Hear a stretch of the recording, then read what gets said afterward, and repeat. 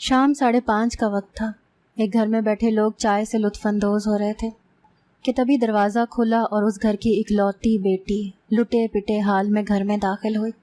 اس کی حالت دیکھ کر سب کے ہاتھ سے چائے کے کپ ٹوٹ کر گرے تھے اور سب کے ہاتھ بے ساختہ اپنے دلوں پر آ گئے تھے۔ تبھی اس کے بھائی بھاگتے ہوئے اس تک پہنچے اور کسی متاع جاں کی طرح اسے اپنی باہوں میں سمیٹ لیا۔ اس کی رنگت حد درجے پیلی ہو رہی تھی۔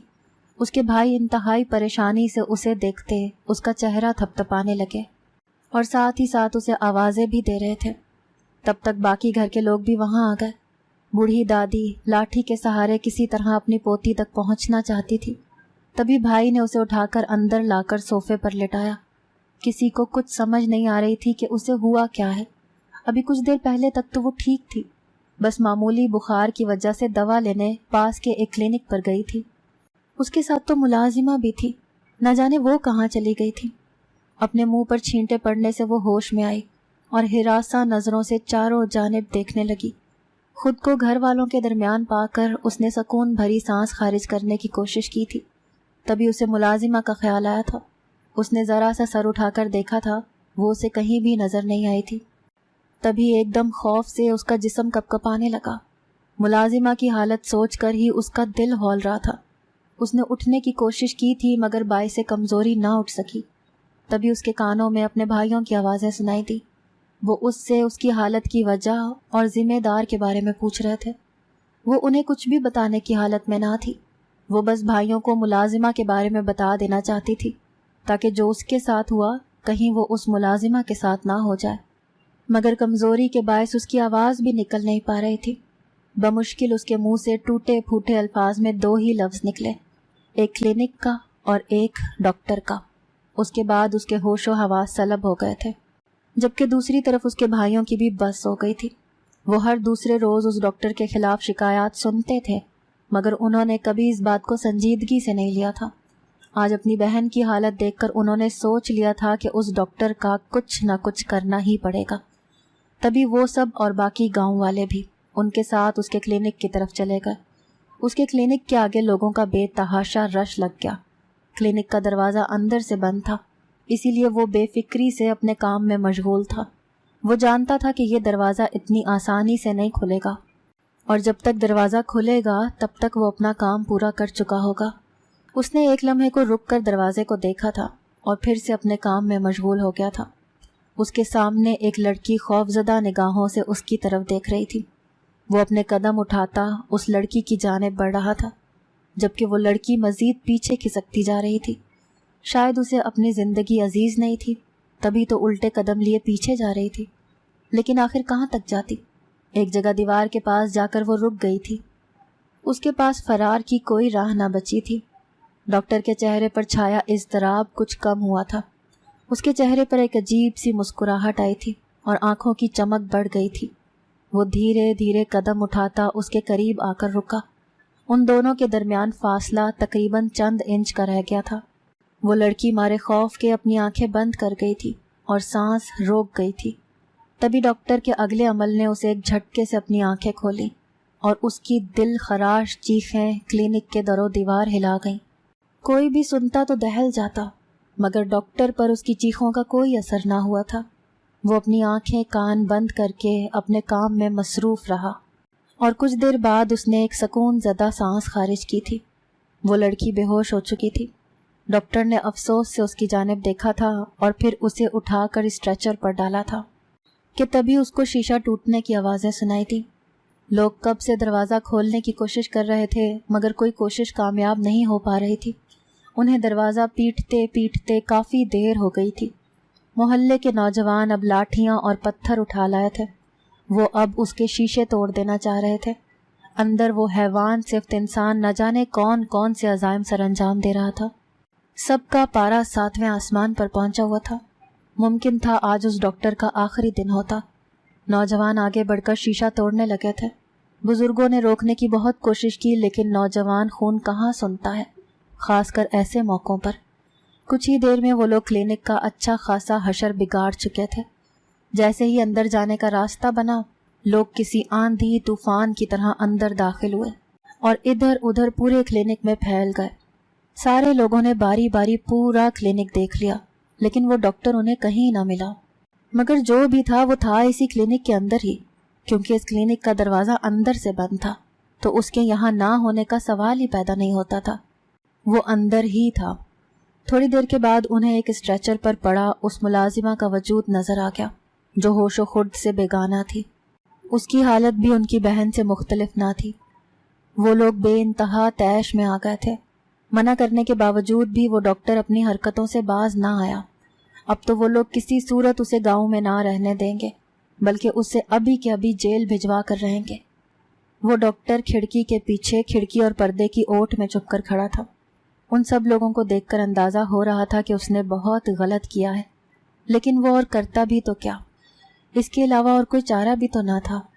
वो अभी इन्हीं सोचों में गुम था जब एक नौजवान ने उसके गिरेबान से पकड़कर उसे खींचकर पर्दे के पीछे से बाहर निकाल कर फेंका।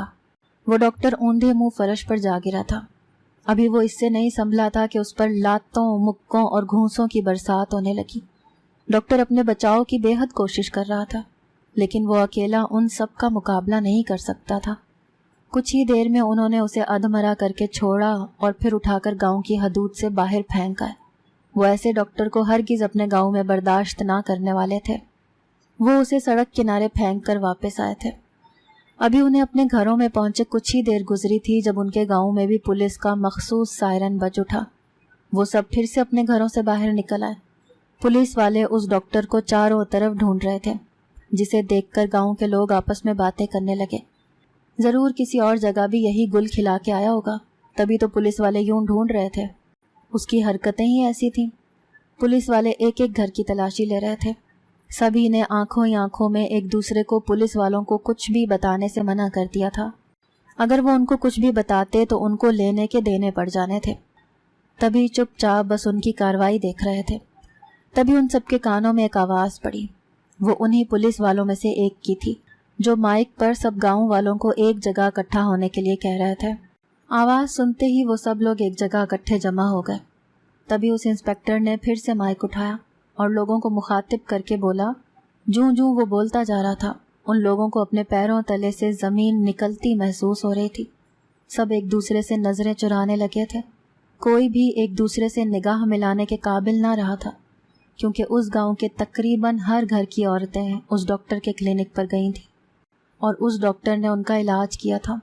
वो लोग इंतहाई अजीब सी कैफियत में अपने घरों में जाकर दाखिल हुए थे। न जाने आगे क्या होने वाला था। उस डॉक्टर के बारे में जो कुछ उन्होंने सुना था, अगर वो सब सच हुआ तो उससे आगे की सोच कर ही उनके रोंगटे खड़े हो गए थे, क्योंकि ये कहानी खैरपुर के एक गांव की है। ये गांव बहुत ज़्यादा जदीद ना था। लोग अभी तक पुराने और दकियानूसी ख्यालात और नज़रियात के हामी थे। लेकिन एक बात थी कि सब लोग एक दूसरे के साथ इंतहाई मोहब्बत और इत्तफाक से रहते थे। मेरा ताल्लुक़ भी उसी गांव के एक घराने से है। मेरा नाम एहसन है और मेरी उम्र 28 साल है। मैं एक किसान हूँ और मेरा दिन अक्सर खेतों में ही गुजरता है। ये बात आज से चंद साल पहले की है। रात के तकरीबन 3:15 का वक्त था। सब लोग सो रहे थे। बुजुर्ग, बच्चे और ख़वातीन अमूमन जल्दी सो जाते थे, जबकि नौजवान पार्टी अक्सर रात देर तक जागती थी। कुछ दोस्त आपस में रात को गाँव में मटर गश्त करते थे या फिर चौक में बैठकर जुग्गतबाजी की महफिल सजाई जाती थी, और उनमें जो कोई शहर की हवा खाकर आए थे उनको उनकी महबूबाएं ना सोने देती थीं। मजबूरन वो सुर्ख आंखें लिए हम सब के बीच बैठे रहते थे। उस दिन भी हम सब लोग काफ़ी देर तक चौक में बैठे रहे। कोई 3 या 2:45 हम लोगों ने एक दूसरे से इजाज़त ली और अपने अपने घरों की राह ली। मैं घर में दाखिल होते साथ ही अपने बिस्तर पर गिरकर सो गया था। मुझे अभी सोए हुए कुछ ही देर गुजरी थी कि मेरे कानों में आहो बका और चीखों की आवाज़ें सुनाई थी। मैं एक झटके से उठ बैठा था। ये आवाज़ें बराबर वाले घर से आ रही थीं। मैंने बेसाख्ता या अल्लाह खैर कहकर अपने पाँव में चप्पल उड़ेसी और तेज़ी से बाहर की राह ली। पूरा गांव ही उस घर के अंदर और बाहर जमा हो गया था। मैं भी भीड़ को चीरता हुआ आगे गया। अपने हम उम्र से मतभेड़ हुई तो मैंने उससे दरियाफ्त किया तो उसने बताया कि कारिया बाजी की अचानक मौत हो गई है। ये सुनकर मुझे धचका सा लगा था। अभी आज शाम में ही तो मेरी उनसे मुलाकात हुई थी। वो अच्छी भली थी। कारिया बाजी का नाम तो कुछ और था, मगर हम सब उनसे सुपारा कुरान पढ़ते थे तो हमने उनका नाम कारिया बाजी ही रखा हुआ था। उनकी अचानक मौत से हर एक को सदमा पहुंचा था। सदमा तो सभी को था, क्योंकि यह हमारे गांव में 4 महीने में होने वाली तीसरी अचानक मौत थी, जिसने सबको ही हिलाकर रख दिया था। अभी लोग पहली 2 मौतों के असर से भी बाहर ना आए थे कि अचानक से अब एक और मौत। कुछ लोगों ने घर वालों को शहर ले जाकर पोस्टमार्टम करवाने की तजवीज़ पेश की, मगर बुजुर्ग इस चीज़ के हक में ना थे, तो मजबूरन यूं ही चुपचाप तीसरी मैयत की तदफीन भी कर दी गई। हमारे गांव में कोई भी डॉक्टर ना था। बीमारी की सूरत में देसी टोटके इस्तेमाल किए जाते थे। जिसको उफाका हुआ सद शुक्र, और जिसको ना हुआ उसे अल्लाह की रज़ा करार दिया जाता था।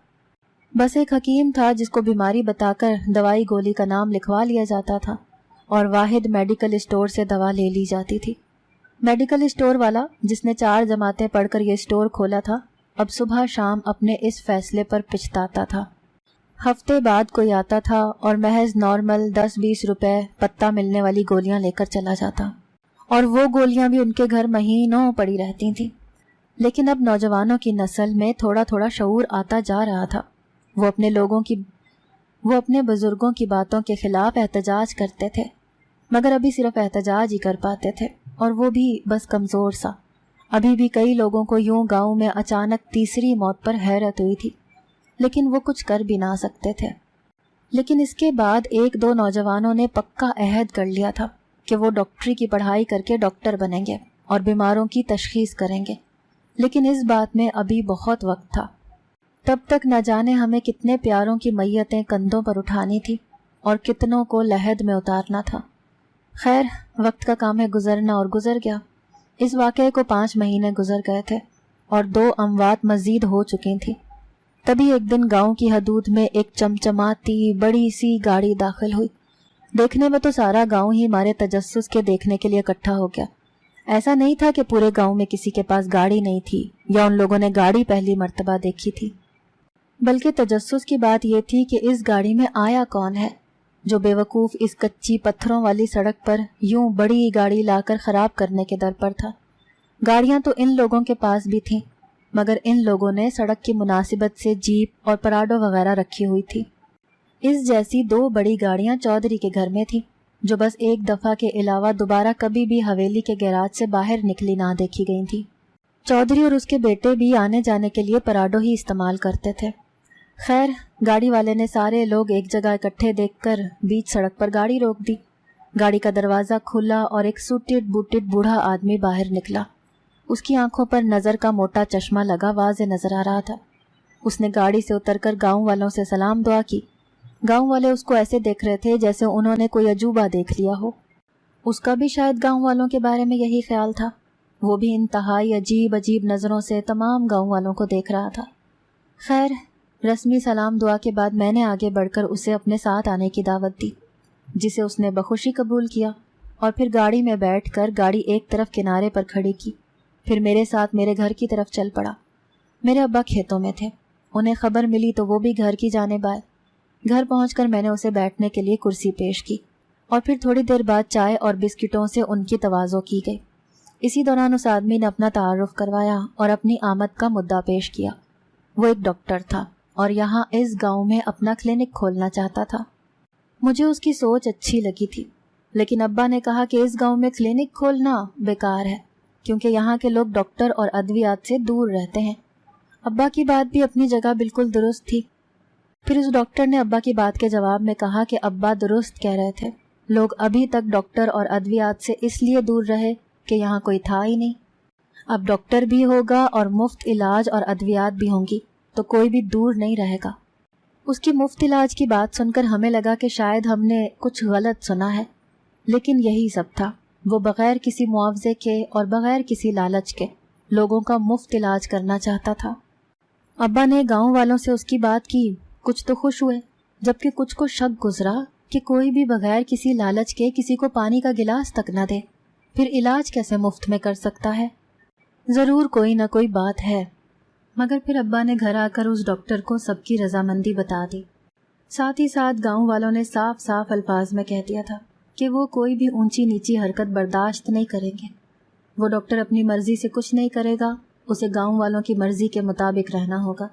गांव वालों की शराइत सुनकर मैंने अपना माथा पीट लिया। مشکل سے ایک ڈاکٹر نے ہمارے گاؤں کا رخ کیا تھا اور گاؤں والے اسے بھی بھگانا چاہ رہے تھے۔ اب کوئی بھلا کسی کی مرضی کے مطابق کیسے رہ سکتا تھا؟ لیکن اس ڈاکٹر پر آفرین تھی، اس نے چپ چاپ گاؤں والوں کی ساری شرائط مان لی تھی۔ اسے رہنے کے لیے ایک خالی بنگلہ دیا گیا جس میں اس نے اپنا کلینک کھول لیا تھا۔ 2 دن بعد ہی وہ پھر سے شہر جا کر ادویات اور کلینک کا سارا سامان لے آیا تھا۔ شروع میں لوگ بس اسے چیک کرنے جاتے تھے کہ وہ کیا کرتا ہے اور کیسے علاج کرتا ہے۔ اس کے ہاتھ میں شفا تھی، اب کسی کے سر میں بھی درد ہوتا تو وہ کلینک پر پہنچ جایا کرتا تھا۔ مفت کی شراب تو قاضی کو بھی حلال ہوتی ہے، اور پھر گاؤں والے کیوں پیچھے رہتے؟ میں اس کے کلینک کے آگے لگے رش کو دیکھ کر دل ہی دل میں سوچ کر رہ جاتا تھا کہ اگر یہی ڈاکٹر یہاں کاروبار کی نیت سے آیا ہوتا تو اس بیچارے کے آس پاس کوئی بھولا بھٹکا بھی نہ آتا۔ اب دیکھو کیسی رونق لگی رہتی ہے۔ میں تو یہی سمجھتا تھا کہ وہ یہاں محض خدمت خلق کی نیت سے آیا تھا، مگر کون جانتا تھا کہ اس کے ارادے کیا تھے، اس کی نیت میں کیا تھا، یہ تو وقت نہیں بتانا تھا۔ خیر، دن گزرتے گئے اور ایک بار پھر سے ہمارے گاؤں میں موت ہو گئی۔ یہ ایک 16-17 برس کی لڑکی تھی۔ اس کی ماں کا کہنا تھا کہ وہ آدھے گھنٹے پہلے ہی چھت پر گئی تھی۔ جب وہ چھت پر آئی تو آگے سے اس کو مردہ حالت میں پایا۔ ڈاکٹر صاحب بھی آ گئے۔ اس نے میت کا معائنہ کرنے کی درخواست کی اور اس کا معائنہ کرنے لگا۔ وہ انتہائی باریک بینی سے اس کے چہرے اور ہاتھوں کو دیکھ رہا تھا اور انتہائی غور سے اس کی گردن پر بھی نظریں جمائے رکھی تھی۔ جانے وہ کیا دیکھ رہا تھا؟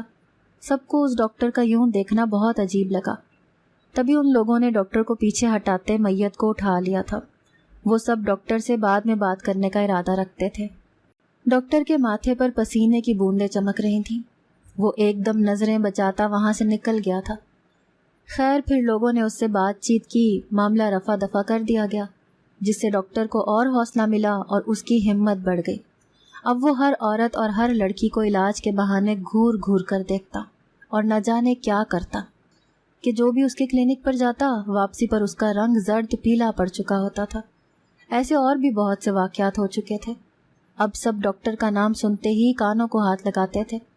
جانے وہ ڈاکٹر علاج کے بہانے ایسا کیا کر رہا تھا جو سبھی اس کے نام سے گھبرانے لگے تھے۔ کچھ لوگ ڈاکٹر پر بے حد غصہ تھے۔ سچویشن کچھ سمجھ میں نہیں آ رہی تھی۔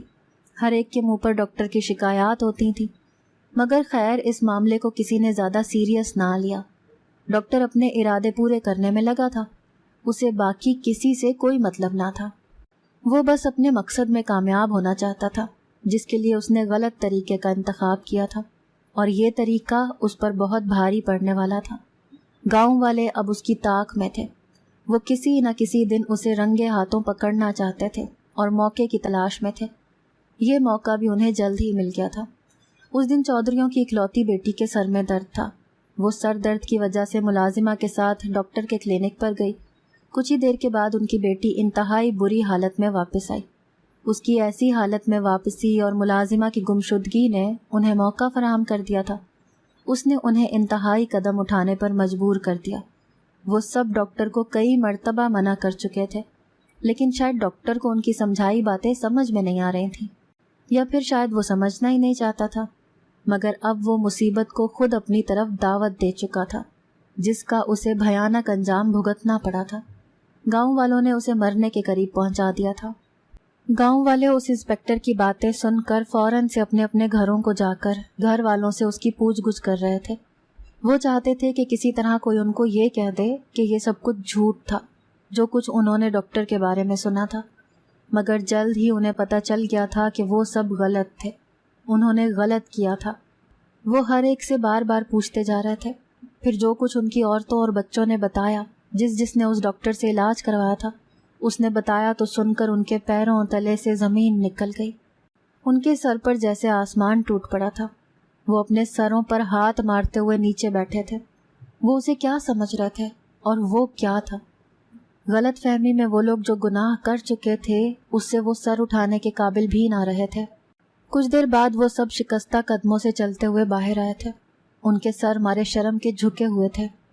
ان سب کی نظریں ایک پل کو اٹھی تھیں اور ایک دوسرے سے ملی تھیں اور پھر خود بخود جھک گئی تھیں۔ پولیس والے ابھی تک اس کی تلاش میں تھے۔ اب انہیں ان کے یہاں سے جانے کا انتظار تھا تاکہ جلد از جلد جا کر اپنی غلطی سدھار سکیں۔ پولیس کے سامنے وہ کوئی بھی قدم نہیں اٹھا سکتے تھے۔ تھوڑی دیر بعد پولیس والے وہاں سے چلے گئے۔ تبھی گاؤں والوں نے تیزی سے شہر جانے والی سڑک کی جانب قدم بڑھائے۔ وہاں جا کر ان کی پریشانی میں مزید اضافہ ہوا۔ انہوں نے آس پاس کی ساری جگہ چھان ماری، مگر ڈاکٹر کا کہیں بھی نام و نشان نہیں تھا۔ تھک ہار کر وہ لوگ گھروں کو لوٹ آئے۔ وہاں مزید پریشانی ان کی راہ دیکھ رہی تھی۔ بہت سے گاؤں والوں کی صحت اچانک خراب ہو گئی تھی اور وہ قریب المرگ پہنچ گئے تھے۔ گاؤں والوں کو رہ رہ کر اپنے کیے پر پچھتاوا ہو رہا تھا۔ ان کا بس نہیں چل رہا تھا کہ وہ کسی طرح اس ڈاکٹر کو ڈھونڈ کر لے آئیں۔ کئی لوگ اپنے پیاروں کو کھو چکے تھے۔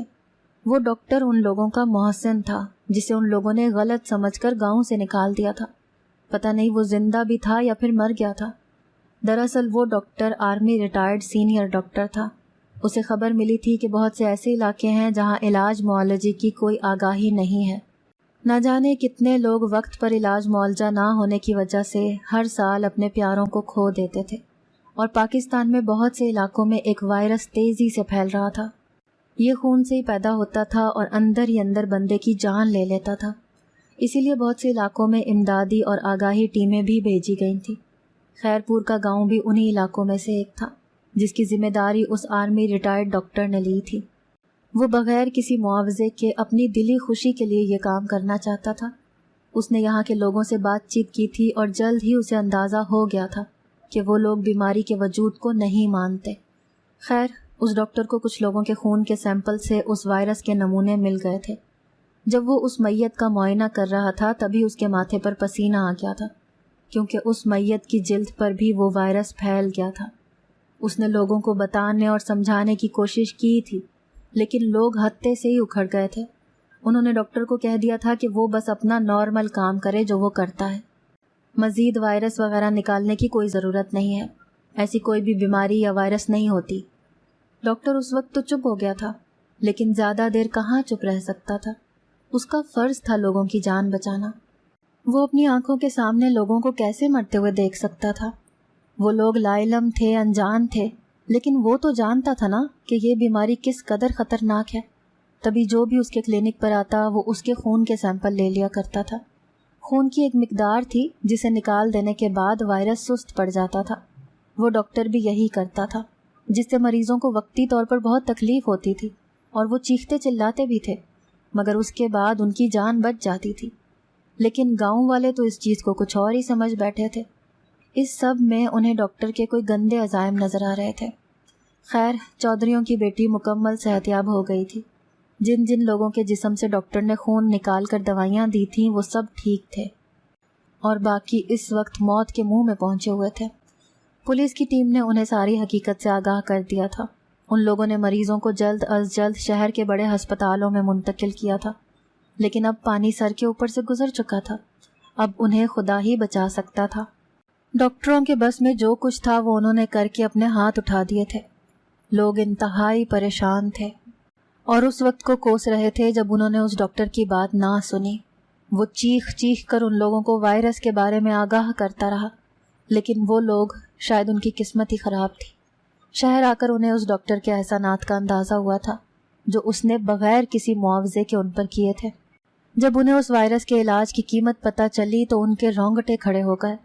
ایک ایک ٹیسٹ کی قیمت ہزاروں میں تھی، اور ایک ایک انجیکشن جو اس وائرس کو سست کرنے کے لیے لگایا جاتا تھا وہ لاکھوں کے قریب تھا۔ اب اس ڈاکٹر کی قدر انہیں آ رہی تھی جس کو کبھی وہ کہتے تھے کہ وہ دیکھو علاج کے بہانے کیا کر رہا ہے۔ دوسری طرف میں ڈاکٹر کے سرہانے کھڑا تھا۔ اسے آج 15 دن بعد ہوش آیا تھا۔ سر پر گہری چوٹیں لگنے سے اس کو انتہائی نگہداشت کے یونٹ میں رکھا گیا تھا۔ مجھے یہی لگا تھا کہ جو کچھ گاؤں والوں نے اس کے ساتھ کیا ہے اس کے بعد وہ مجھے دیکھتے ساتھ ہی اپنا چہرہ پھیر لے گا، مگر سلام تھا اس عظیم انسان کو جس نے مجھ پر نظر پڑتے ساتھ ہی اپنا آکسیجن ماسک اتارتے ہوئے مجھ سے گاؤں والوں کے بارے میں پوچھا تھا۔ میں نے حیرت سے اسے دیکھتے ہوئے مختصر سا سارے واقعات کہہ سنائے، جسے سن کر اس کی آنکھوں میں آنسو آ گیا۔ اس نے بمشکل اپنے دونوں ہاتھوں کو آپس میں جوڑتے ہوئے مجھ سے معافی مانگی اور کہا کہ جوان، میں نے اپنی بہت کوشش کی تھی، میں شرمندہ ہوں کہ میں اپنے مقصد میں کامیاب نہ ہو سکا۔ کہتے ساتھ ہی اس میجر ڈاکٹر نے اپنی آنکھیں ہمیشہ ہمیشہ کے لیے موند لی تھیں۔ میری آنکھوں سے بے اختیار آنسو ٹوٹ کر گرے تھے۔ ایسے مخلص انسان قسمت والوں کو ہی ملتے ہیں۔ کچھ لوگ اپنی ناقدری کی وجہ سے انہیں کھو دیتے ہیں۔ میجر ڈاکٹر کو مرے 7 سال گزر گئے ہیں۔ اب خیرپور گاؤں نے کافی ترقی کر لی ہے۔ گاؤں میں لوگوں نے میجر ڈاکٹر کے نام پر ہسپتال بھی بنوا لیا ہے جہاں لوگوں کا مفت علاج ہوتا ہے، لیکن یہ سب چیزیں میجر ڈاکٹر کی کمی کو کبھی پورا نہیں کر سکتی تھیں۔ اس سے بہتر تھا کہ وہ اس وقت اس کی قدر کر لیتے۔ اب ان کا پچھتاوا کسی کام کا نہ تھا۔